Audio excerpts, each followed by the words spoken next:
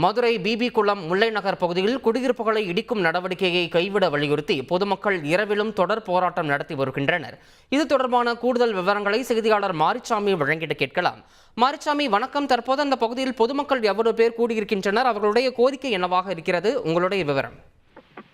Madurai BP குளம் முல்லை நகர் பகுதி மக்கள் தாங்கள் குடியிருக்கும் வீடுகளை இடிக்கும் நடவடிக்கையை அரசு கைவிட வேண்டும் என வலியுறுத்தி இன்று இரவிலிருந்து தொடர் போராட்டத்தில் ஈடுபடுவதாக அறிவித்து சுமார் 300க்கும் மேற்பட்ட பொதுமக்கள் அந்த பகுதியில் போராட்டத்தில் ஈடுபட்டு வருகிறார்கள்.